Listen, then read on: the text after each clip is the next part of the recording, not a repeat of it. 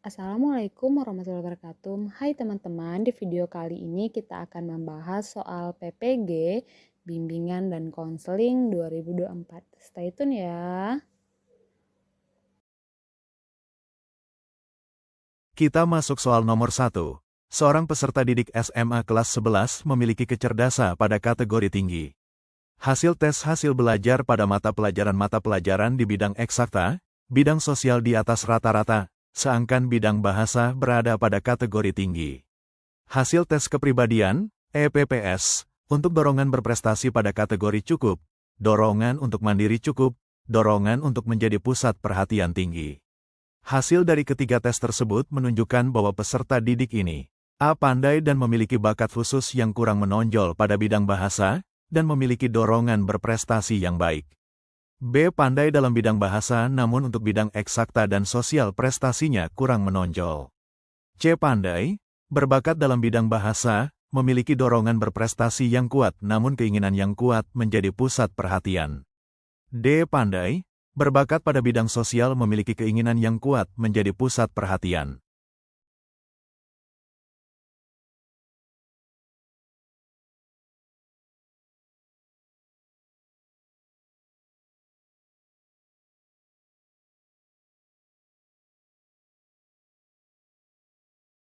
Analisis pilihan, A. Pandai dan memiliki bakat khusus yang kurang menonjol pada bidang bahasa, dan memiliki dorongan berprestasi yang baik.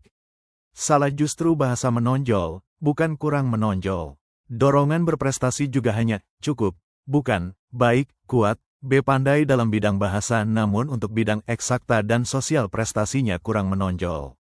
Salah, eksakta dan sosial tidak lemah, melainkan di atas rata-rata. C. Pandai, berbakat dalam bidang bahasa, memiliki dorongan berprestasi yang kuat namun keinginan yang kuat menjadi pusat perhatian. Paling mendekati sesuai dengan data, Pandai, berbakat dalam bahasa, pusat perhatian tinggi. D. Pandai, berbakat pada bidang sosial memiliki keinginan yang kuat menjadi pusat perhatian. Salah, bakat dominan bukan sosial, melainkan bahasa. Kesimpulan, jawaban yang paling tepat adalah C. Pandai, berbakat dalam bidang bahasa, memiliki dorongan berprestasi yang kuat namun keinginan yang kuat menjadi pusat perhatian, meskipun ada sedikit perbedaan tingkat pada dorongan berprestasi. Lanjut soal nomor 2. Berikut ini disajikan beberapa anekdota dari seorang guru olahraga tentang seorang siswi pada pelajaran olahraga. Siswi berkulit coklat. Hari ke-1 persiapan olahraga di halaman sekolah, Putri meminta izin kepada guru untuk tidak bisa ikut olahraga karena tiba-tiba sakit perut. Kemudian dia segera kembali ke ruang kelas meskipun gurunya menyuruh ke UKS untuk minta obat sakit perut. Hari kedua Putri mengikuti olahraga yang dilakukan di aula sekolah dengan penuh semangat namun, ketika olahraga dilanjutkan di halaman sekolah Putri meminta izin kepada guru olahraga dengan alasan kepala pusing dan hendak meminta obat. Hari ketiga pada pengambilan nilai olahraga lari Putri minta izin lagi ke guru olahraga untuk tidak mengikuti. Guru tidak mengizinkan. Putri mengatakan, "Pak, kulit saya terasa sakit bila berada pada keadaan terik matahari." Dalam kaitan dengan aktivitas belajar, Guru BK menarik kesimpulan. A. Siswi lebih suka pelajaran olahraga di aula daripada di halaman sekolah. B. Siswi merasa putus asa karena tidak dapat mengikuti olahraga dengan tuntas. C. Siswi sering mengalami sakit ketika olahraga di lapangan. D. Siswi berpikir yang kurang tepat tentang olahraga.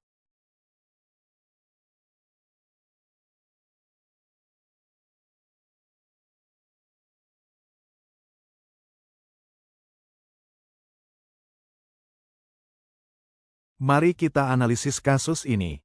Fakta dari anekdota. Hari 1, Putri izin sakit perut, tidak ikut olahraga, tidak ke UKS, langsung ke kelas. Hari 2, semangat ikut olahraga di aula tapi saat pindah ke halaman, terik matahari, ia izin lagi karena pusing. Hari 3, saat tes lari, Putri izin lagi alasannya kulit terasa sakit bila terkena terik matahari. Analisis pilihan, A. Siswi lebih suka pelajaran olahraga di aula daripada di halaman sekolah. Ada kebenaran, karena Putri hanya semangat saat di aula, indoor. Namun ini bukan kesimpulan utama yang bisa ditarik secara mendalam. B. Siswi merasa putus asa karena tidak dapat mengikuti olahraga dengan tuntas. Tidak ada tanda-tanda ia putus asa, justru ia punya alasan khusus. C. Siswi sering mengelak sakit ketika olahraga di lapangan. Paling sesuai karena pola berulang, tiap olahraga di luar, lapangan, terik matahari, ia selalu punya alasan sakit.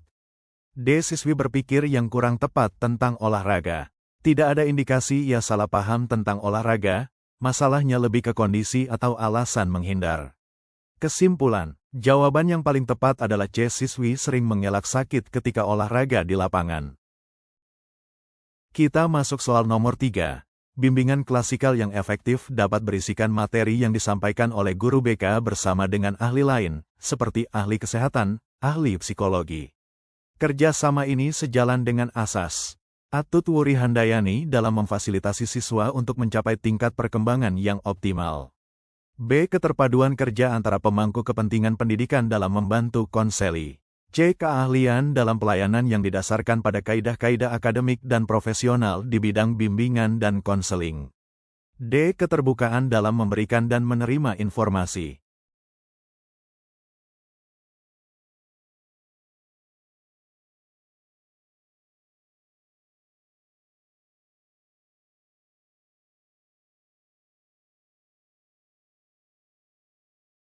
Baik, mari kita analisis. Soal, bimbingan klasikal efektif bisa dilakukan dengan menghadirkan ahli lain, kesehatan, psikologi. Ini menekankan kerjasama dan integrasi antar pihak. Pilihan jawaban, Atut Wuri Handayani. Itu lebih ke prinsip pendidikan umum, bukan asas utama BK dalam kolaborasi dengan ahli lain. B. Keterpaduan kerja antara pemangku kepentingan pendidikan dalam membantu konseli. Tepat sekali menggambarkan kolaborasi dan sinergi dengan pihak lain. C. Keahlian dalam pelayanan. Ini mengarah ke asas keahlian, bukan yang ditanyakan, kerjasama. D. Keterbukaan dalam memberikan dan menerima informasi. Tidak sesuai, karena poin utama di soal bukan soal keterbukaan, melainkan kolaborasi. Kesimpulan, jawaban yang paling tepat adalah B. Keterpaduan kerja antara pemangku kepentingan pendidikan dalam membantu konseli. Lanjut soal nomor 4. Di suatu SMA tersedia leaflet perguruan tinggi dan perusahaan serta instansi kedinasan, LCD proyektor dan laptop. Dinamika kelompok pada layanan bimbingan klasikal bisa dimunculkan dengan memadukan metode dan media tersebut dengan urutan. A. Guru menugaskan siswa secara berkelompok mencermati dan mendiskusikan leaflet perguruan tinggi dan perusahaan serta instansi kedinasan. Masing-masing siswa merencanakan karir pasca SMA dan menayangkannya di kelas untuk direspon teman-temannya. B. Guru membacakan berbagai leaflet berbagai perguruan tinggi dan perusahaan serta instansi kedinasan, menugaskan setiap siswa mengidentifikasi perguruan tinggi untuk kelanjutan studi. C. Menugaskan siswa untuk menayangkan rencana kelanjutan studi masing-masing, kemudian menugaskan masing-masing siswa mencermati leaflet yang tersedia. D. Menugaskan siswa mencermati berbagai leaflet yang ada, kemudian melayani siswa secara individual dalam individual planning.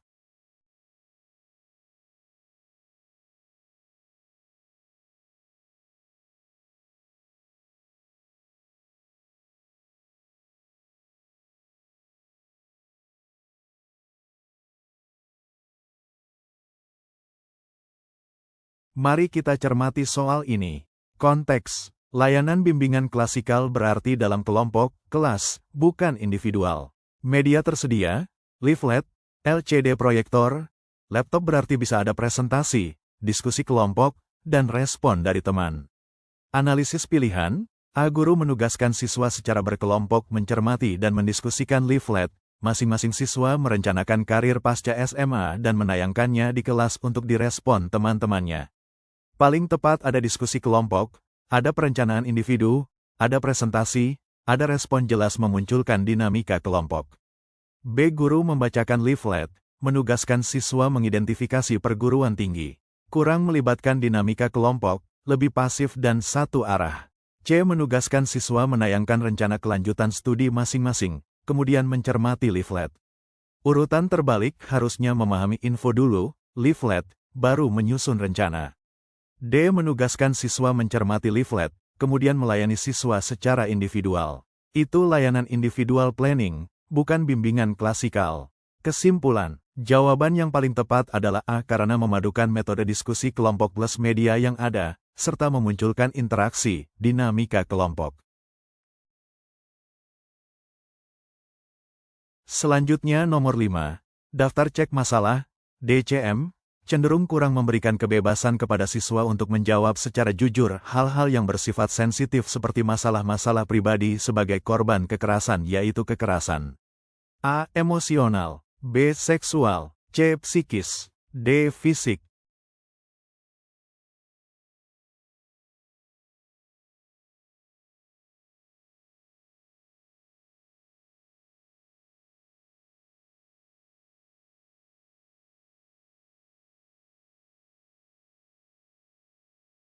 Mari kita analisis soal. Pokok soal, DCM, daftar cek masalah. Bentuk instrumen bimbingan dan konseling berupa daftar pernyataan masalah yang harus dicentang siswa. Kelemahan, siswa sering kurang bebas dan kurang jujur, terutama bila menyangkut hal-hal sensitif dan pribadi. Contoh paling sensitif pengalaman sebagai korban kekerasan seksual. Analisis opsi, A. Emosional sensitif, tapi biasanya masih lebih mudah diungkap. B. Seksual ini yang paling sulit diungkap secara jujur di angket, checklist, karena sangat pribadi dan tabu. C. Psikis hampir sama dengan emosional, tidak sepeka seksual. D. Fisik masih mungkin diungkap, karena tampak jelas, dialami langsung. Kesimpulan, jawaban yang paling tepat adalah B. Seksual. Next nomor 6, seorang konseli datang, menangis tetapi tidak mau bercerita apa yang membuatnya menangis. Sedih sehingga datang kepada konselor sampai 45 menit berlalu konseli tidak mau bicara hanya menangis. Meski konseli tidak mau berbicara konselor tetap menunggu konseli sambil mengerjakan tugas-tugas yang lain. Perilaku konselor yang demikian menggambarkan A. Ketidakpekaan konselor karena tidak merasakan penolakan konseli. B. Komitmen profesi yang tinggi karena lebih dari 45 menit tetap fokus melayani konseli.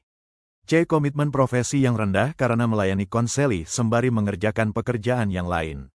D. Kepekaan konselor yang tinggi sehingga bisa melayani konseli sembari mengerjakan tugas lain.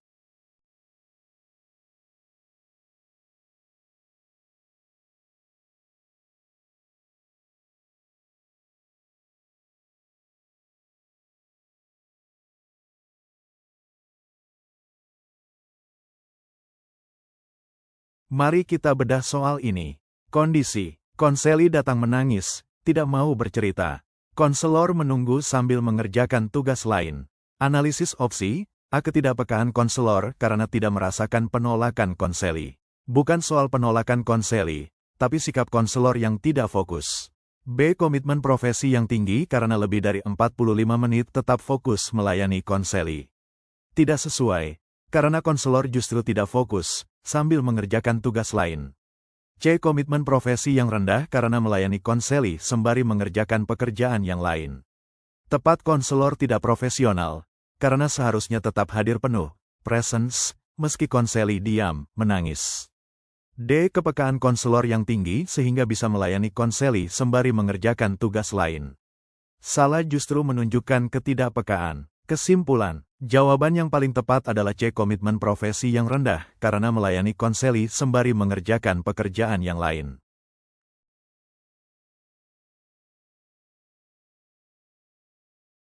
Tujuh, ada dua tawaran mengikuti pelatihan dengan biaya pribadi. Pelatihan A akan mendatangkan banyak uang karena setelah pelatihan Anda akan sibuk pesanan di luar profesi BK. Pelatihan B akan meningkatkan kemampuan layanan Anda sebagai guru BK, konselor profesional. Hal yang Anda lakukan adalah A. Tidak memilih keduanya karena harus membayar sendiri. B. Memilih pelatihan B karena meningkatkan kompetensi diri. C. Memilih keduanya karena bisa menjadi alasan rehat dari tugas-tugas rutin. D. Memilih pelatihan A karena akan mengembalikan modal yang sudah dikeluarkan.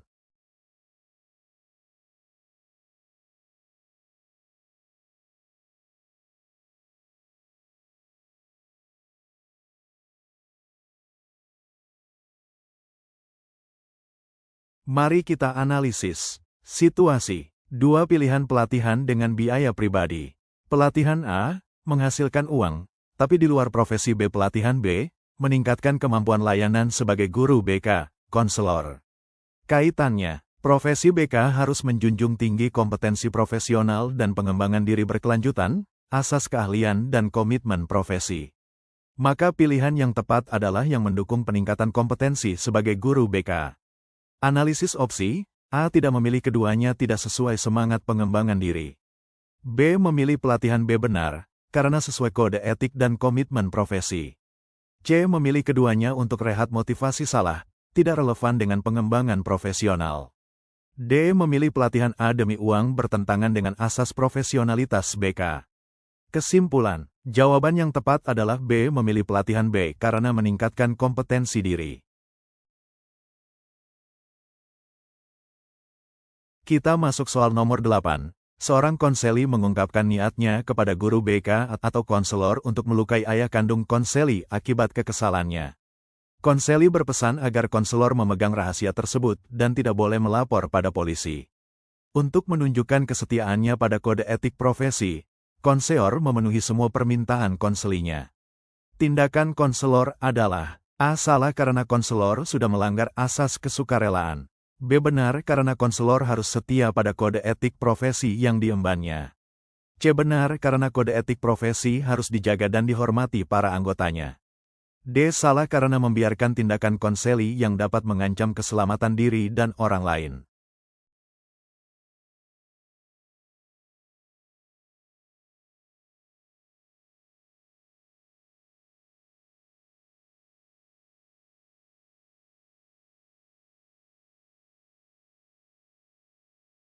Mari kita analisis. Situasi. Konseli berniat melukai ayahnya. Konseli meminta konselor merahasiakan niat tersebut. Konselor memenuhi permintaan demi kode etik profesi. Prinsip BK dan kode etik. Konselor wajib menjaga rahasia konseli. Namun, kerahasiaan tidak berlaku mutlak jika ada potensi membahayakan diri konseli atau orang lain. Dalam kasus ini, ada ancaman keselamatan bagi orang lain, ayah konseli. Analisis opsi, A salah karena melanggar asas kesukarelaan bukan soal kesukarelaan, melainkan kerahasiaan dan keselamatan. B benar karena konselor harus setia kode etik salah, justru melanggar aspek keselamatan. C benar karena kode etik harus dijaga tidak tepat, karena kode etik juga mengatur pengecualian kerahasiaan bila ada bahaya. D salah karena membiarkan tindakan konseli yang dapat mengancam keselamatan diri dan orang lain tepat, konselor tidak boleh hanya diam, harus mengambil langkah pencegahan. Kesimpulan, jawaban yang paling tepat adalah D salah karena membiarkan tindakan konseli yang dapat mengancam keselamatan diri dan orang lain. Selanjutnya kita ke nomor 9. Tino seringkali dilaporkan oleh guru-guru bidang studi ke guru BK karena kemalasannya. Dengan melihat prestasi belajar yang buruk, menjadi alasan bagi guru BK memanggil Tino untuk konseling. Tino seringkali mengatakan bahwa dirinya bodoh sehingga pasti tidak mampu menyelesaikan tugas-tugas sulit yang diberikan guru sehingga membuatnya malas mengerjakan tugas-tugas sekolah.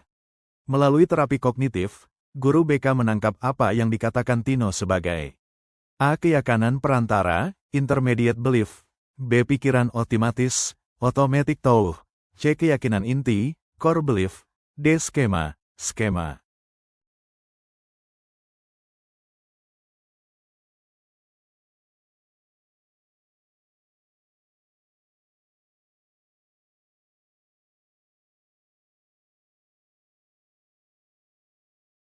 Mari kita analisis. Kasus. Tino malas, prestasi buruk. Ia berkata, saya bodoh, jadi pasti tidak mampu menyelesaikan tugas sulit. Fokus terapi kognitif, mengidentifikasi pikiran yang memicu perilaku. Perbedaan konsep utama dalam CBT. Automatic thought, pikiran otomatis, muncul spontan, spesifik terhadap situasi, misalnya, tugas ini pasti gagal. Intermediate belief, keyakinan perantara, aturan atau asumsi bersyarat, misalnya, kalau saya tidak pintar, lebih baik tidak usah mencoba. Core belief, keyakinan inti, pandangan paling mendasar tentang diri, lingkungan, misalnya, saya bodoh. Skema, struktur kognitif lebih luas yang terbentuk dari core belief. Pernyataan Tino, saya bodoh, sehingga pasti tidak mampu menyelesaikan tugas sulit. Ini adalah keyakinan inti, core belief, tentang dirinya, saya bodoh. Kesimpulan, jawaban yang paling tepat adalah C. Keyakinan inti, core belief. Kita ke nomor 10. Di suatu sekolah dijalankan suatu kebijakan home visit, kunjungan rumah, bagi siswa yang telah 2 hari tidak masuk tanpa keterangan. Program ini berdampak pada perbaikan kehadiran siswa dan motivasi belajar siswa meningkat. Kebijakan sekolah ini sejalan dengan prinsip bimbingan dan konseling. A. Kerahasiaan segenap data peserta didik dan keluarga. B. Perubahan situasi dan kondisi masyarakat pada kehidupan keluarga. C. Keahlian dalam pelayanan bimbingan menurut kaidah akademik dan profesionalitas. D. Merupakan tanggung jawab bersama antara kepala sekolah, guru BK, dan guru bidang studi.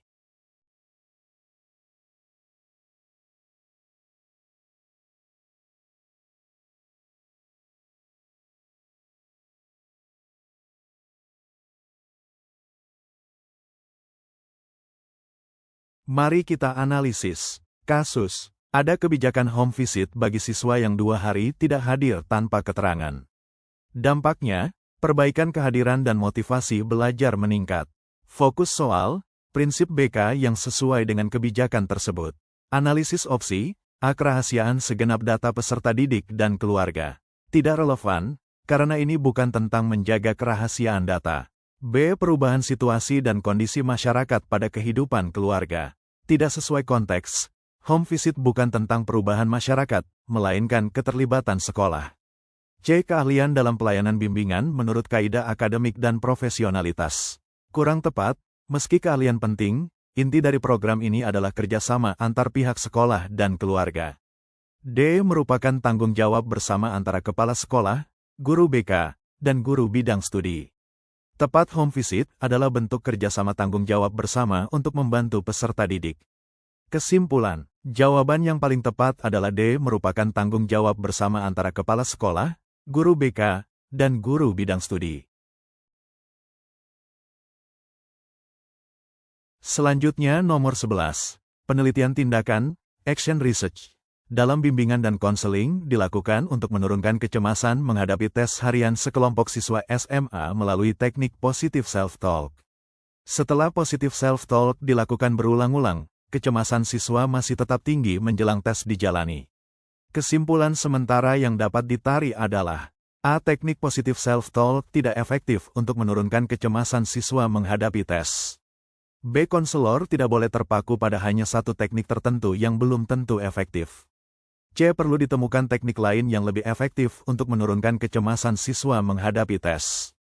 D. Perlu ditemukan penyebab belum tercapainya target, kemudian dirancang perbaikan tindakan untuk siklus berikutnya.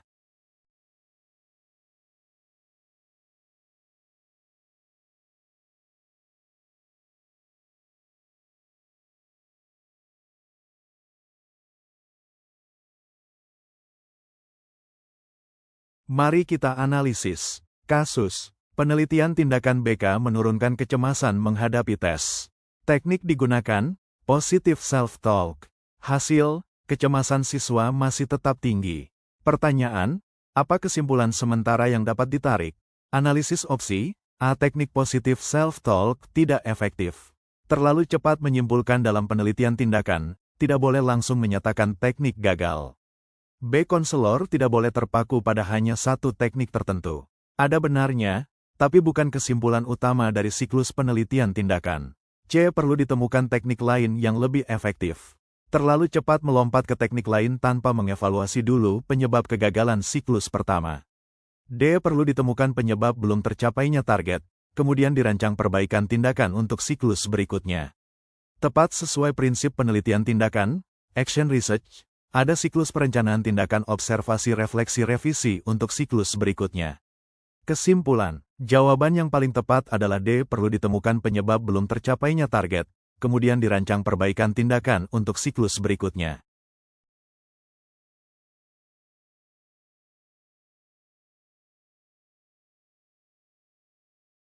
Kita masuk soal nomor 12. Salah satu manfaat hasil penelitian eksperimen adalah menguji daya generalisasi suatu konsep atau teori. Hal ini berarti melalui eksperimen yang dilakukan, peneliti A. mengetahui bahwa hasil penelitian eksperimen tidak oleh sama dengan teori yang ada sebelumnya. B. Mengetahui apakah teori yang ada masih sejalan dengan fakta yang diperoleh melalui eksperimen. C. Mengetahui apakah hasil suatu eksperimen pada suatu daerah yang sama dengan hasil pada eksperimen di daerah lainnya. D. Mengetahui apakah teori yang ada mendukung temuan pada eksperimen.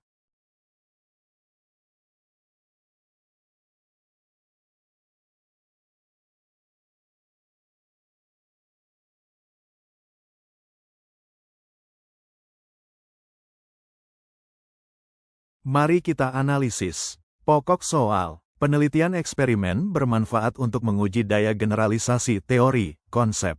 Artinya, apakah teori yang sudah ada masih berlaku dan sejalan dengan fakta yang ditemukan dalam eksperimen? Analisis opsi. A mengetahui bahwa hasil penelitian eksperimen tidak boleh sama dengan teori sebelumnya. Salah hasil bisa sama atau berbeda. Bukan, tidak boleh sama. B mengetahui apakah teori yang ada masih sejalan dengan fakta yang diperoleh melalui eksperimen. Tepat eksperimen menguji kesesuaian teori dengan fakta. C mengetahui apakah hasil eksperimen di suatu daerah sama dengan di daerah lain. Itu lebih ke replikasi lintas lokasi, bukan generalisasi teori secara langsung. D mengetahui apakah teori yang ada mendukung temuan pada eksperimen. Hampir benar, tapi logikanya terbalik, justru eksperimenlah yang mendukung, menolak teori, bukan sebaliknya. Kesimpulan, jawaban yang paling tepat adalah B mengetahui apakah teori yang ada masih sejalan dengan fakta yang diperoleh melalui eksperimen. Kita masuk soal nomor 13. Untuk merancang diskusi kelompok dalam suatu kelompok konselor seharusnya mempertimbangkan diskusi kelompok yaitu A. Mempersiapkan ruang diskusi yang dilengkapi kursi dan sarana yang lain. B. Mempersiapkan anggota kelompok untuk duduk di tempat masing-masing. C. Memperkenalkan antar anggota dengan menunjukkan identitas anggota. D. Memberi kesempatan kepada setiap peserta mengambil pelajaran dari pengalaman dalam mencari jalan keluar suatu masalah.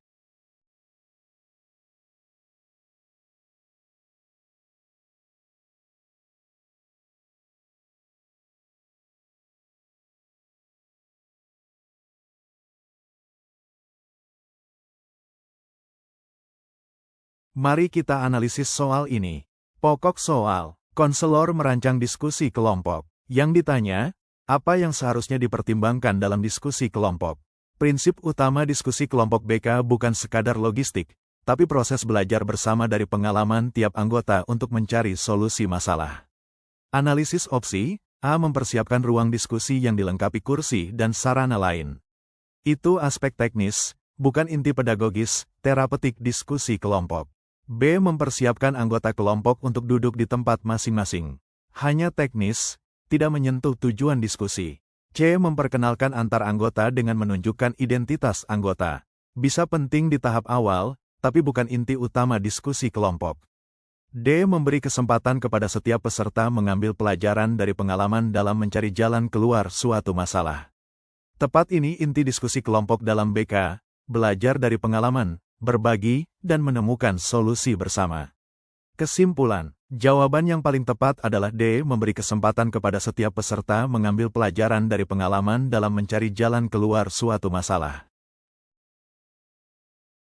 Kita masuk soal nomor 14. Seorang konseli datang untuk meminta bantuan konselor. Konselor sadar bahwa 60 menit kemudian dia harus datang rapat penting bersama kepala sekolah.